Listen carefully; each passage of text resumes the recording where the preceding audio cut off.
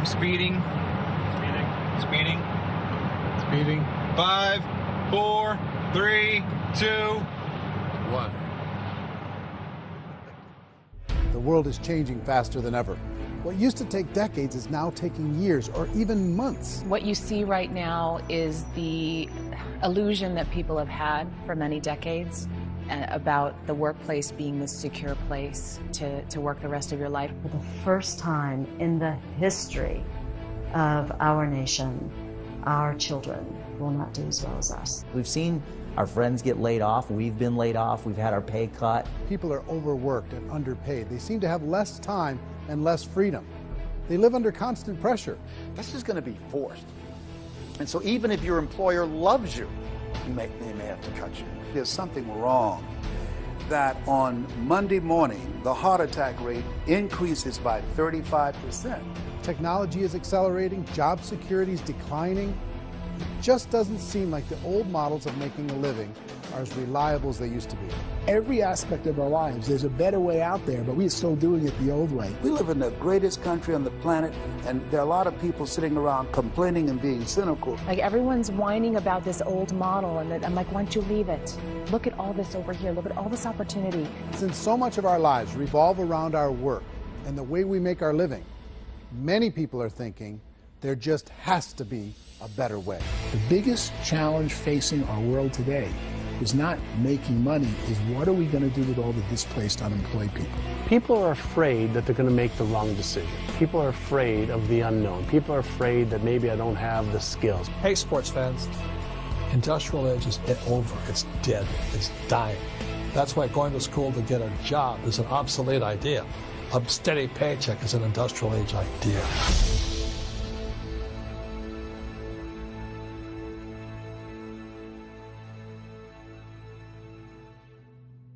It's the search for answers that has brought us here together today.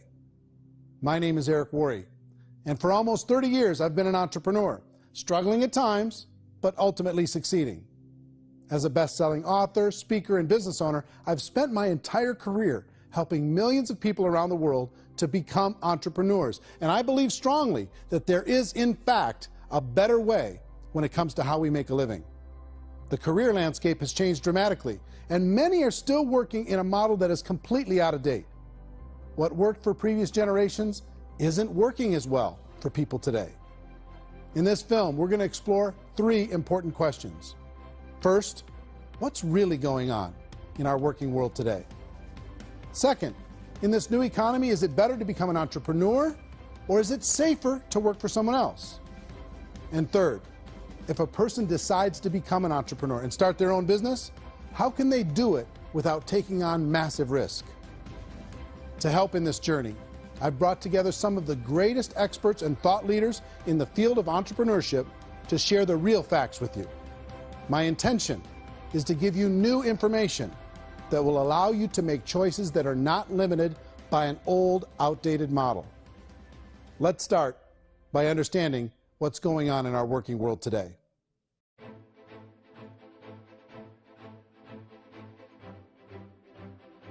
Let's look at unemployment. 30–40% of the people are honestly not working, but would be working.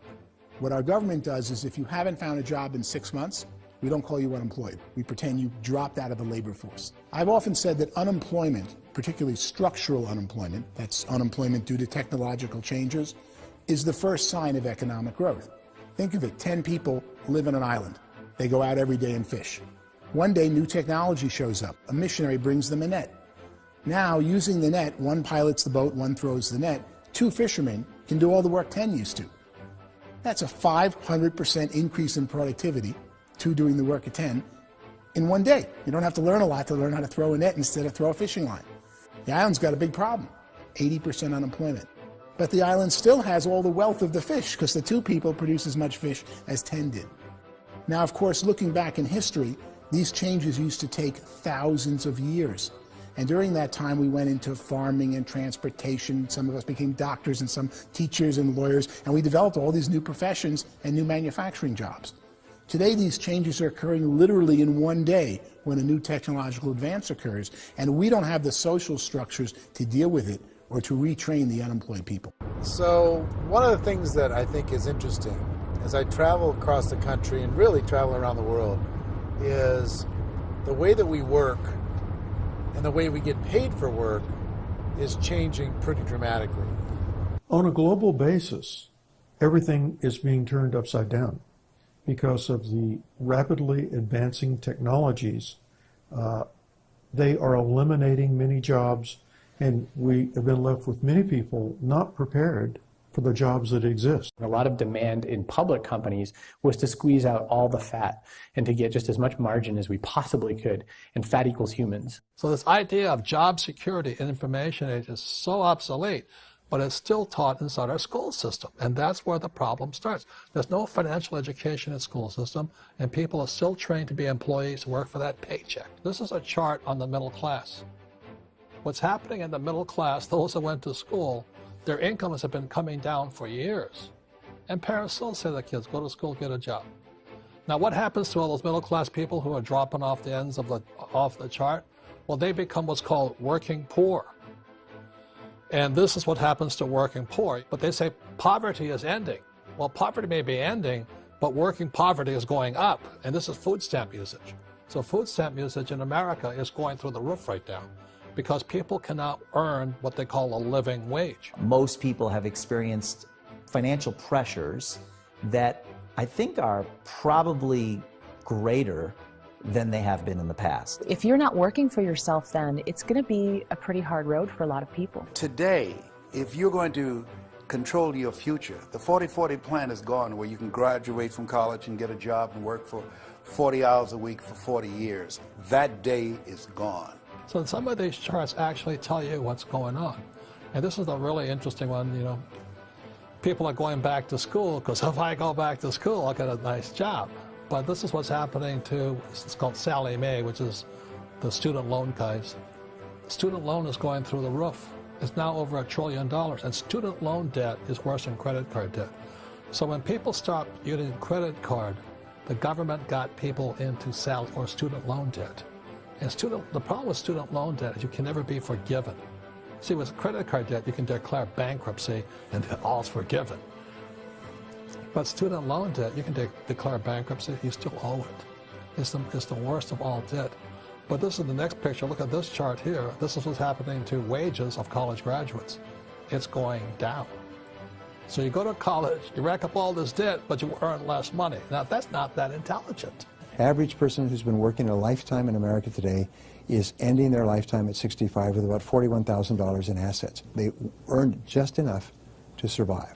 I think in the United States we have something like 17 trillion in debt. That's just the federal government debt. We got another 2 in municipal, and in other, let's call it almost 20 trillion government. We've got 40 trillion in private debt. That comes up to close to 60 trillion. When you then add something we never had before, what you were talking about, when we look at the unfunded portion of Social Security and primarily Medicare, Medicaid, that, at the most conservative estimates from outside firms, Kleiner Perkins, 67 trillion and growing. That's more than all our other debt. There's less conservative estimates that say it's 84 trillion or higher. I added up conservatively $127 trillion in total debt. Debt is a financial drug. When you take it to excess, it's like taking a drug. Yeah, it makes you feel better, it enhances your performance, but at a huge cost, eventually it kills you. And so that's what happens. We keep doing more and more debt, and you get less and less results, just like a drug, until the debt gets so high that it crushes the whole system. That's where we're at, 8.2 times GDP. You know who I feel sorry for? I feel sorry for the person who dreads going to work, who is sick to their stomach on Monday morning, who hates their alarm clock, who gets a little glimmer of hope on a Wednesday because it's hump day, and says, thank God it's Friday. And they live for those 2 days a week where they get to be themselves and they don't have to be around people they don't like, and they don't have to play the political game in the office, and they don't have to live this half life.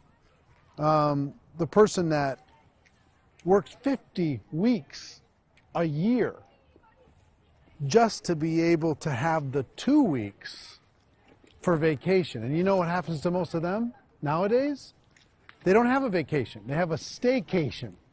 They have time off of work, but they don't get to go where they want to go because they're overextended. They've got all this debt. They got all this situation. They hate their alarm clock. They can't sleep until they're done. They have to spend most of their life in traffic. I feel sorry for that group of people because there's a better way. They just don't know it. I see this really interesting attempt at rugged individuality in a 6x8 rectangle. And I feel like you're all the same, except for the little push pins of the pictures. There's different pictures. Yours is named Jenny and his is named Sujara, but it's the same people. And this is how they are, and they're just like the zombies, and there's no joy in there, there's no fun. There's always like the wacky woman who decorates her cubicle, and that's the most she can do there. You got to give her credits, right? The wacky cubicle woman. The basis for their life is worry. I'm worried, you know, maybe I'll get fired. I'm worried maybe my company will go out of business. I'm worried I can't keep spinning the plates on paying the bills. I'm worried about how do I send my kids to college. I'm worried, what if the transmission of my car breaks? That's, you know, 2 or 3, I can't fix it. People live in a sea of worry, and it eats at them. Those signs that people held up during the Depression didn't say looking for gainful employment in a cubicle. It said looking for work. Work is what we're looking for. Job is just a unit of measurement. Work is what we're going after. It's time to look in the mirror and say, it's not the economy, it's my economy. It's my little world of where I am. I need to improve. I'm not going to wait for the economy to come back because, frankly, the economy is doing great in this country. So I'm here on Wall Street, the financial center of the universe, the financial capital of the world. This is where most people's money goes to at least be held for a time, right? With interest rates in banks being effectively zero, and many experts are predicting it's going to stay at zero for the next 10, 20, even 30 years, people feel like they don't have any choice but to put their future into equities, to put their future into the hands of other people on this stock market, and hope that the stock market goes up, hope that the stocks that their advisors pick or that they pick goes up. That's one way to go, I guess. It's my personal belief that if you put your future into the hands of yourself, in other words, you have earning power by yourself, I think you're a better investment than these guys. I think you controlling your future is a better option than handing over your retirement to these guys. The average household income in the United States is approximately $50,000 a year, what they call the middle class. To reach the top 25% of income earners, you'd need to earn at least $90,000 a year. To reach the top 10% would be a household income of $140,000, the top 5%, $190,000, and to be in the top 1%, you'd need a combined household income of at least $380,000 a year. So here's the question. What do you think would give you the best chance to move up and get to the top 10%, the top 5%, the top 1% or beyond? In my opinion, and in the opinion of many, many experts, the answer is to become an entrepreneur, to become your own boss. I think you have to be a business owner. I can't, the only time I ever say to someone it'd be great to be an employee is when they've already told me they've surrendered. I only tell people who are wounded spiritually that they should be an employee. And it's that feeling that you get when you pick up the backpack off the little Cub Scout and say, "Don't worry, little guy, we'll get you back to the camp." You know, it is in no way a kindness when I tell someone they'd be a great employee. The other status symbol really increasingly is lifestyle. I mean, people can own their own business, maybe even work out of their house. That, I tell you, people admire that. Like, gosh, I wish I could do that. The spirit of the entrepreneur is to be a risk taker and to be resourceful and unstoppable and to have a vision of yourself beyond where you are and not willing to settle for life as it is. Think about the great entrepreneurs. They're visionary. They have heart. They're willing to do today what others won't so they can do tomorrow what others can't. Personally, I don't think of the new economy, the old economy. I create my own economy. The entrepreneur's in control. I decide what the economy is going to be like. In the world of entrepreneurship, there are no limits. You can make as much as you want, depending on how much you want to work and how smart you are and how great a team you put together. There's no more lifetime rewarding business than being an entrepreneur. Why in America, where anyone could be anything, would people want to give up their freedom and become effectively a modern-day slave, told shut up and be here every morning at 7:30, leave at 5:30, and do what I tell you? If people decide to become an entrepreneur and work for themselves, they have some traditional options, but they're riskier than you might think. Any kind of a retail business, retail build-outs, is extremely expensive. Even just these small little yogurt stores where they're putting little yogurt machines and you get all the different flavors, you're spending $200,000, $300,000, $400,000 to open a yogurt shop. I would love to buy a Dunkin' Donuts, but it's $500,000 or so to start. I don't quite have that just-in-case money. Risk you can lose it all, and most guys do 2 or 3 times, and even big guys like Branson, because I'm such a fan of his, half his companies don't work. If you make $1 million, your problems are going to go. If you make $1 billion, your problems are really going to go. Just the opposite. You and I know when you're making $1 million, you got $1 million responsibilities. You make $1 billion, you got 1,000 times $1 million responsibilities. And most people say, I'd love to be my own boss. 70% of Americans would love to be their own boss, according to recent polls. But they don't know how to get there. Because what are you going to do? One, you could buy an existing business. If somebody's selling an existing business, you have to ask why. Usually because it's probably hard. It's probably not making as much money as they hope. 2, they could buy a franchise. A little less risk, proven system, but it's expensive to be able to do that. 3, they could start something from scratch. And that's where a lot of people feel like, I don't have the chops to do it. I don't have the money. I don't have the product idea. I don't have the expertise. I don't have whatever it's going to take to be able to get there, and I can't risk my family to do it. So, 4th, they could become an investor. A lot of people in this town invest to try and figure out a way, but you got to be pretty smart with that game too, right? Venture capitalists, who are the very best and most sophisticated in investing in new breakthrough businesses, make it on 1 out of 11. That means 10 out of 11 are mediocre or fail. Most of them fail. That's the risk there. An angel investor is lucky to get 1 out of 15 or 20. A business is a team sport. Like, I have to have accountants, I have to have engineers, I have to have system designers, I have to have sales, marketing, I have to have accounting, I have to have mission statements, I have to have legal and all that. The average Joe Schmo, even me, I go out there, I don't have the skills to put a business together. I think the bottom line for the 4 traditional options is they take money, sometimes a lot of it. They take expertise, and they take time. All of that adds up to just too much risk for most people. I bought a business from somebody else, and it was a lot of work. And you start wondering, what did I just buy? Because I guess ultimately I own your email list, and I just overpaid for it. People that start their own business, they spend a lot of money, they spend a lot of time, a lot of effort to get things started. And the more you invest on the upfront, the harder you typically work at it. Well, I can tell you what the success rate is of a restaurant. What is it? They're crazy enough. About 90% of them fail. About 90%. In how quickly? Year or less. Wow. And if we're talking non-franchise, we're talking franchise, Sure. That's totally different. Yeah. But our students aren't getting franchise restaurants. You got to invest big money. Exactly. And with someone like McDonald's, you've had to work with the company for a long period of time, really know the You even have a chance at investing $1 million. have a chance, and it's a slim chance. What if there was a way that you had all the proven aspects, the comfort aspects, and you could still control your own life? What if there was both? In other words, you didn't have to create everything from scratch. You didn't have to be a super leader. All you had to do, what if there was a proven product already? You didn't have to create the product. And there's a proven system already, proven training already. Everything except an employer. That was the only thing that you didn't have. Do you think more people would be open to working for themselves in that environment?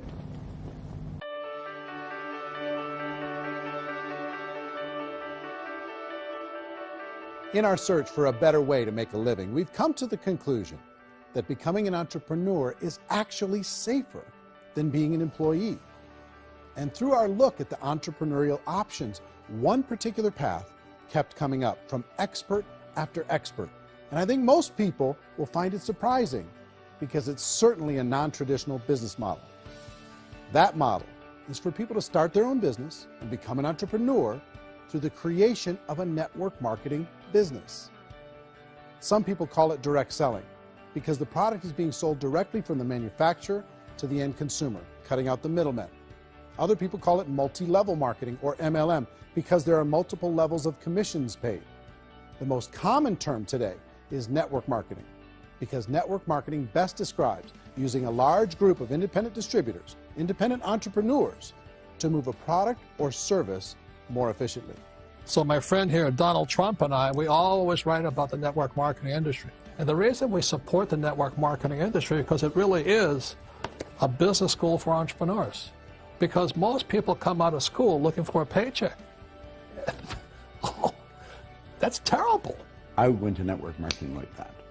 I think if it didn't exist, we should invent it. It is that good. I think direct selling is a great way to do business today. It's very easy to get into that industry, and you can be self-employed, be, in effect, an entrepreneur. When we see multi-billionaires adding network marketing companies to their portfolio of companies, that would be a clue. When we see people who are very famous authors and very famous business people endorsing the industry, that would be a clue. These network marketing companies aren't $50 million companies. They're billions and billions of dollars. They lead the stock market. They're major companies. When we're going to get it? You know, and you're going to school to work for a paycheck. But if you want to be rich, be an entrepreneur. And network marketing gives you the spirit to be an entrepreneur. A traditional company will spend up to 50% of their total revenue on marketing. Network marketing companies use a different approach. Instead of having all that extensive marketing expense, they utilize a network of independent distributors to do the marketing for them. Now, why do they do this? First, because word-of-mouth advertising is so much more effective today than traditional media advertising. Second, some products need to be explained or demonstrated, and an independent salesperson can do that more effectively than an ad campaign. Third, it's completely efficient. The company only pays for the marketing of their product if a sale happens and not before. Imagine if Amazon allowed you to become an independent distributor and paid out 40% of its revenue to that distributor group. All you had to do as a distributor was recommend a product, and if a person bought it on Amazon, Amazon would take care of all the logistics, and you'd get paid for bringing the customer. Now imagine you got paid for every purchase that customer made for the rest of their lives. Well, Amazon doesn't offer this option, but network marketing companies do. 85% of all buying decisions in our society are made as a result of word of mouth or reputation. We're recommending things to each other all the time. You know, who's your dentist? Who's your doctor? Who's your lawyer? What detergent, are you using? What legal system are you using? What product are you using? We're talking to each other about the things that we love anyway. When you go into a big box retailer, you're lucky if the clerk looks you in the eye, much less gives you any detailed or accurate information about what you're purchasing. So of course, this personal information, this education coming from a friend, a neighbor, a relative, or even a stranger, but one who has experience with the product is extraordinarily valuable. As a matter of fact, network marketing can educate consumers probably better than any other form of marketing. It certainly can do better than advertising, because advertising usually has a certain hype to it, and you can only get limited information. So, network marketing trumps advertising. If you were a typical sales company and you wanted to sell $1 million a month worth of product, you might go find 100 superstar salespeople. The quota would be $10,000 a month. So network marketing as a distribution system just flips the numbers. So we use 10,000 happy, raving fans of a particular product, and we don't concern ourselves so much with how much product each one of them individually sells. If they sell just $100 or $200 a month, and there's 10,000 of them, you're selling $1 million to $2 million a month worth of product. And that's the best way I can explain how network marketing works. This is the marketing arm of the company. There's not money being wasted on bricks and mortar. There's not money being wasted on inventory that's sitting stagnant somewhere. There's not employees standing around that don't have customers. These are people that are going to connect with customers. These companies allow people to become independent distributors for extremely low cost and with no minimum time or sales quota. Essentially, they own their own business and can provide as much or as little sales as they choose.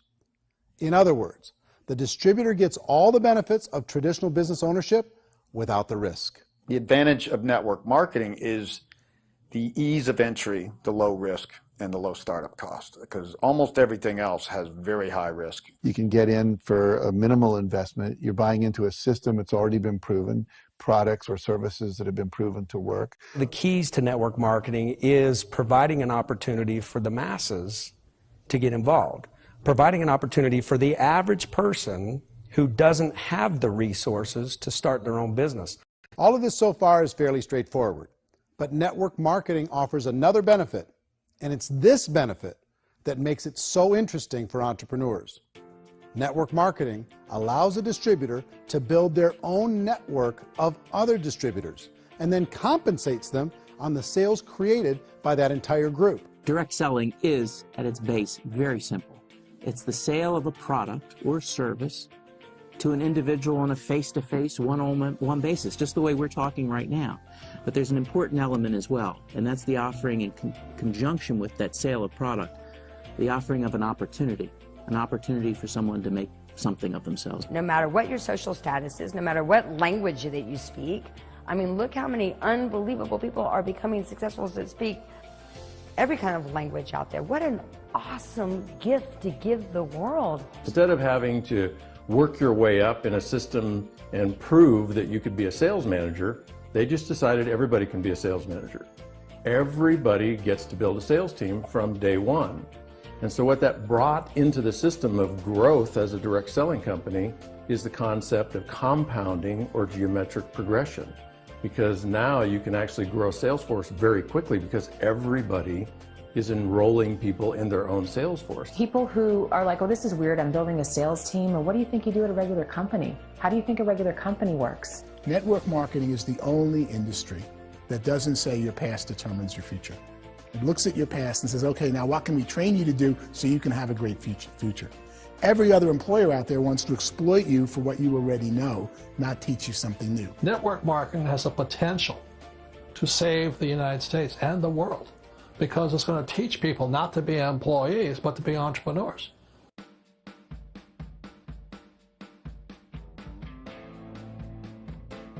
According to the Direct Selling Association, if you add up all the network marketing companies around the world, they combine to do over $178 billion a year in retail sales. To give you an idea of how big that really is, the NFL, the National Football League, does approximately $9 billion a year. The music industry does a little more than $16 billion a year, and the movie industry does about $80 billion a year. Using a conservative average, network marketing companies pay their distributors about 40% of that $178 billion in the form of commissions, which adds up to more than $71 billion a year. That's almost $6 billion a month. It's almost $200 million in commissions every single day. So it's certainly working, and people are making serious money in network marketing. With the growth of the direct selling industry over the last 10, 15, 20 years, we've seen a broader understanding of the channel. We have seen more and more people getting involved in the business, so our penetration in the marketplace has increased, and thus the understanding in the marketplace of who we are has increased. And we've seen non-direct selling companies look at the direct selling model and say, something's going on there. People are making money. Companies are being profitable, individuals are being motivated, product is being delivered to market. Maybe we should explore this. Some people think only the people at the top make money. Well, let's take a look at that as well. In the network marketing profession, there are roughly 500 people in the world who earn over $1 million a year. If you round that number up to $2 million a year, that adds up to about $1 billion a year. That takes the $71 billion paid out each year down to $70 billion. So where does the rest of the money go? The vast majority goes to part-time people making anywhere from a few $100s a month to many thousands of dollars a month. It goes to people who choose to make it a full-time career move and earning even more than that. Every day, people are using the money they earn through network marketing to pay off debt, have more fun, and improve the quality of their lives. Everyone I know in network marketing has been doing that since the 50s. They go to work when they want to go to work. They stop working when they want to take time with their children to have a leisurely breakfast and discuss issues and driving to school. They go back to work when they get home, wherever they're working out of. The biggest thing that I've seen is people that have become much happier in their life. MLM has probably made more millionaires of more people in more countries, and I've spoken to them in 67 countries than any other single form of business, starting from nothing. If they have a choice between working a job for the next 10 years or working a network marketing business for the next 10 years, the result of working the network marketing business will be better. A lot of people within the industry go on and make this a career and do extremely, extremely well at it. Network marketing has been nothing but good for everyone I know that's been involved with it because they did it seriously and they played full out and they've been very successful. It's been a constant barrage of success stories and people showing off stuff that they got as a result of it. How many people are involved? Approximately 16 million Americans and 96 million people around the world are currently participating in network marketing. And in a recent poll, 82% of those people report a good, very good, or excellent experience with network marketing. So people are happy.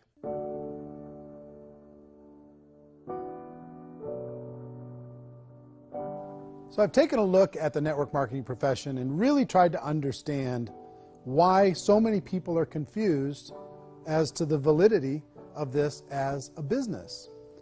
One is this pyramid shape. People get really messed up with this pyramid. Oh, it's one of those pyramid things. So I just think there are a lot of haters out there who really don't understand the industry and say, oh, it's a get-rich-quick scheme. It's a pyramid. Well, corporate America is a pyramid scheme. You know what I mean? It goes like this. You have thousands of MBAs, you know, let's say working for Ford or General Motors or Coca-Cola. If all these MBAs are all trying to get to here, that's a pyramid. Only one guy's going to make it. You know, every 10 years, one's going to make it. Whereas you look at network marketing, it's like this. So you're here, and your job is to develop other CEOs coming up behind you. So it's an inverse pyramid. In network marketing, it's a very simple concept. If you sell product, you get paid. It is paid based on production. There is no first mover's advantage. There is no investment component where the more somebody spends, the more they're entitled to make. So the two are polar opposites of each other.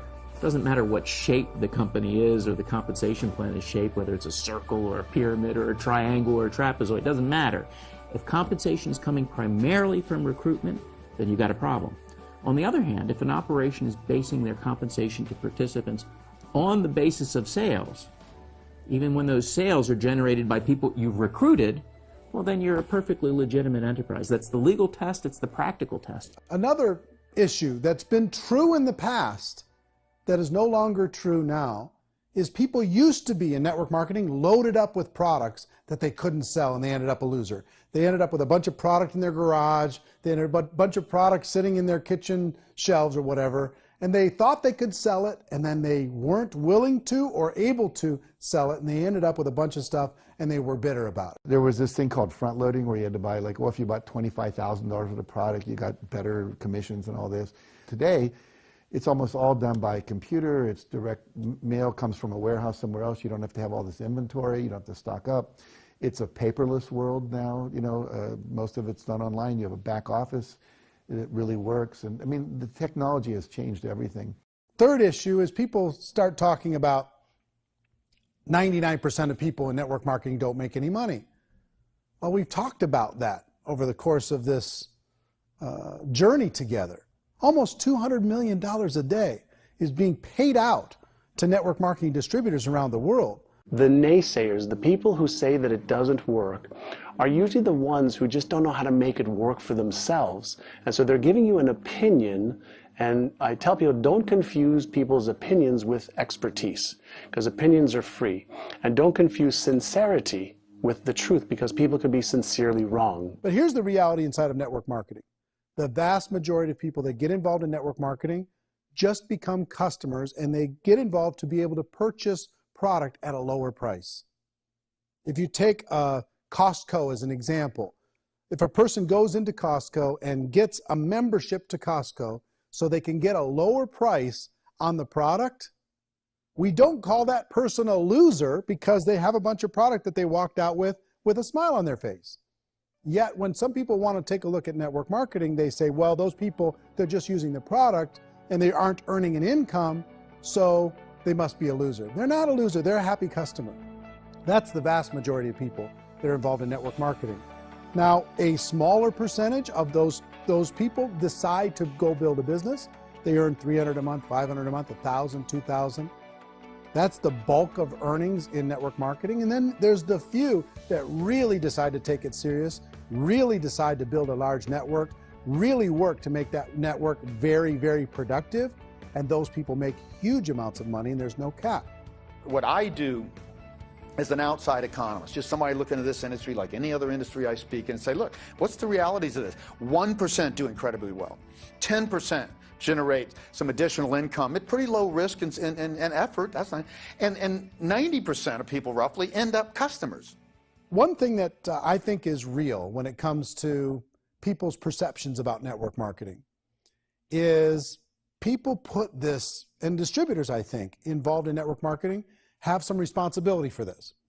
They have sometimes unrealistic claims about the product or about the income. Most people who become distributors, they want the money, they want to be successful, but they don't have the skills. They don't know what to do. And when people don't know what to do and they're in a new business, they're scared. And when they're scared, they panic and desperation kind of sets in. So they think everyone they talk to has to get in. So if I talk to you and you say, well, no, I don't have time to do that, they're like, no, I need you. You have to do this or I won't be successful. So I start clawing on you. I start that desperation. So then I start making claims about the product, which are not appropriate, probably not even true. Or I start saying, oh, let me show you how you can make all this money and you don't have to do anything, Eric.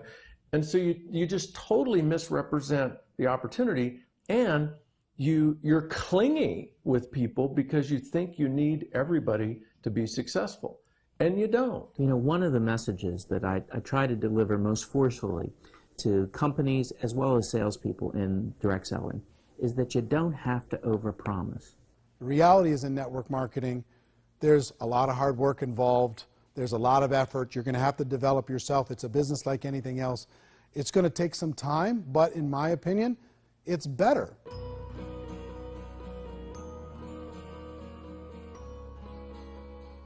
It's light years better for people starting today than it was even 5 years ago. I think it's more widely accepted now, and people understand it is a business. It is being an entrepreneur. It is being a business owner. Our belief system is based upon our evaluation of something, and frequently if we reevaluate a situation, our belief about that situation will change. The industry has changed and it's grown up. It's totally transformed. You've got young people today that have grown up with social media, and they understand networks. They understand how people are connected through technology, and they understand how money flows through those networks. So when they see network marketing, they don't see it the way their parents saw it. And we've all learned, the larger industry that you represent, has all learned from those mistakes and flaws and errors that have happened early on. Early algorithms didn't work the right way. That's all fixed. It's like when they design a computer program, they design the program, then they run it, and then they go back through and they debug it.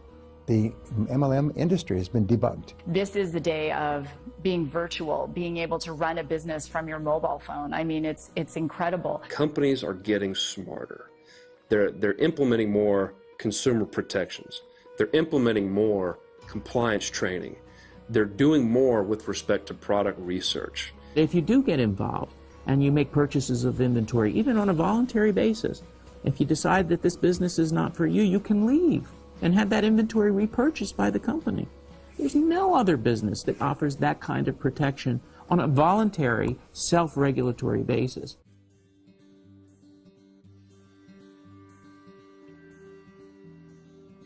If you decide to look further into a network marketing business in order to generate more cash flow for your family, I would recommend reviewing the following 4 elements.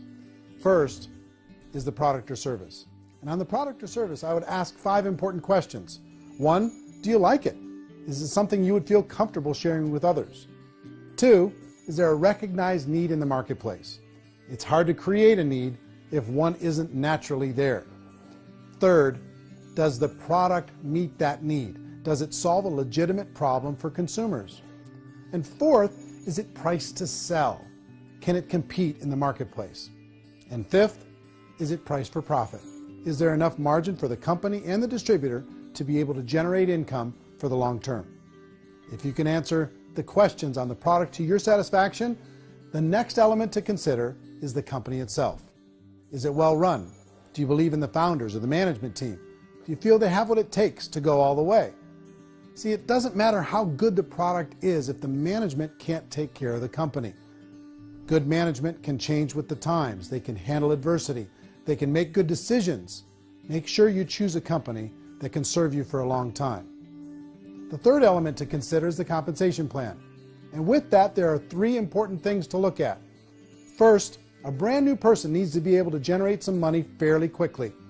It may be an obvious reason, but you can probably imagine the ripple effect of a distributor getting involved and having even a small victory fast. That can only help with the overall success of the organization. Second, a person should be able to develop a moderate part-time income in a reasonable period of time. As they develop their network and as their sales grow, they should be able to enjoy more benefits.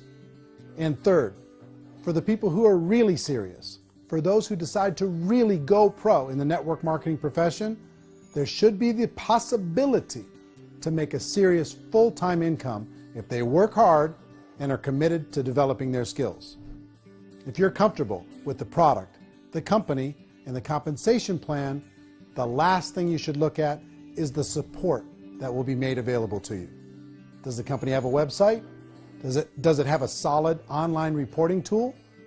Do they have comprehensive training available? Do they host events to help you build your business?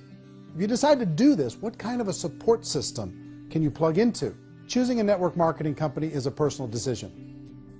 But evaluating the 4 elements of product, company, compensation plan, and support is a great place to start. Is the company promising that you're going to get rich quick or that you can make a lot of money without a lot of effort? That's a red flag. Is there a product that you really believe in that you think can be sold? Or are you being told by salespeople or the person who's trying to recruit you or by the company itself that don't worry about the product, all you have to do is recruit other people into the business? Red flag, warning sign. If you're hearing that, take a second or even a third look. Get to know the customers, the products, the business, have some success, and see where the opportunities might take you to move up in the organization. You want to find out how concerned are they about my education, my training, and my development? Is there a space for me to grow? Most important question. Learn everything that you can about the product. Make sure it's something that you believe in, and learn everything you can about the industry and work that system. You have to be very passionate about whatever that company is doing. I would get involved. You can always test drive anything, you know, the product, the service, the community, and then lean into it a bit. If it feels good, then lean into it a lot. Behind me is the Lincoln Memorial. And this is a place where Martin Luther King Jr. had his famous "I Have a Dream" speech. And at that speech, he talked about his dream for equality for everyone around the world, and that's a noble dream. But I think more people need to remember what it was like when they were kids and the dream was still alive in them, before it got beaten out of them by reality, by this paycheck, by these responsibilities, and by having to live for this job to pay the bills. I think people need to remember that, go back to that. Once they know that there's a better way, I think their future is going to be much brighter. They can live a better life.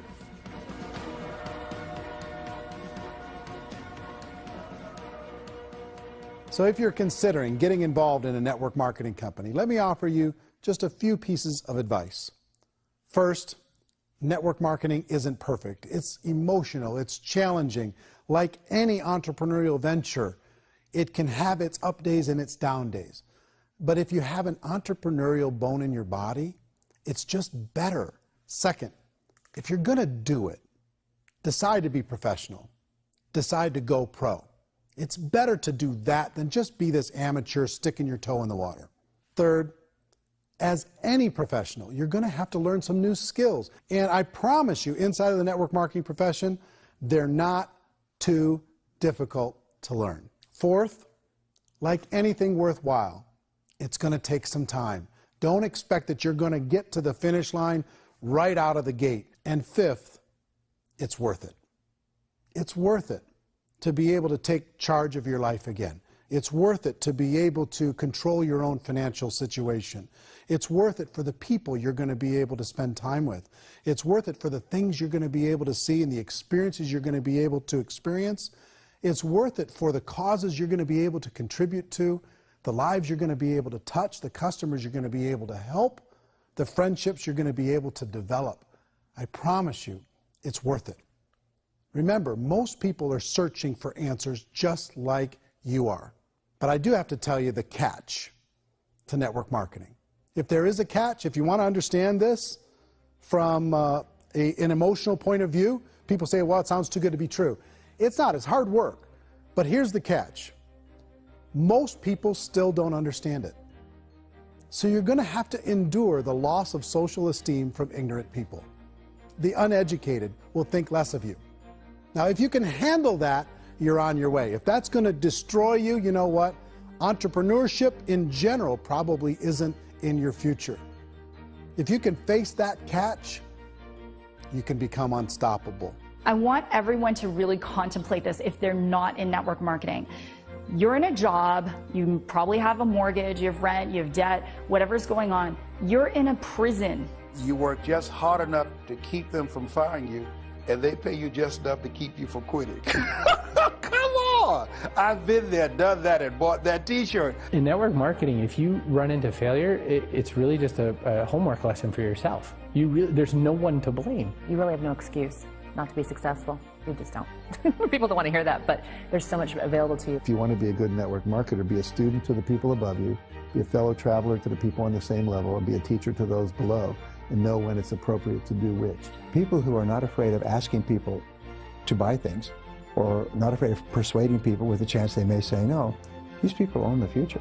Nothing happens until something moves. So you got to go move, you got to go do something, or nothing's going to change in your life. In the beginning, you're going to do a lot of things that you don't get paid for. But as you go down the road, you get paid for a lot of things that you don't do. And your job is rehabilitating the spirit, the entrepreneur spirit in all of us. You give it back. Either give it a strong yes or a strong no, but no wishy-washy, dilly-dally stuff in the middle. There's dreams and there are nightmares, but I believe that the biggest nightmare of all is when you don't pursue your dream. You're going to see some monumental growth in this profession. It's an exciting, exciting time to be involved with the network marketing profession. The next 10 years, I see just exponential growth. When that tipping point comes, it's not a matter of asking somebody, have you ever heard about network marketing? You're really asking them, which company are you building your wealth in? We are here to fix the world, to improve relationships with other people, to improve other lives. And the real reward comes as an entrepreneur at any level from teaching somebody something and watching them soar. There is no greater reward.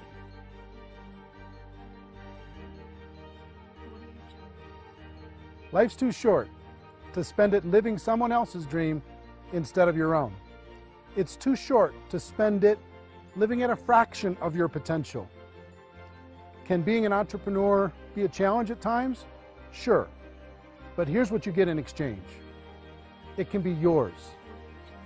Something that you built, something that you created, something that you made happen. This balloon represents your dream. It represents entrepreneurship. My wish for all of you is that you would reach out and grab it. The choice is up to you.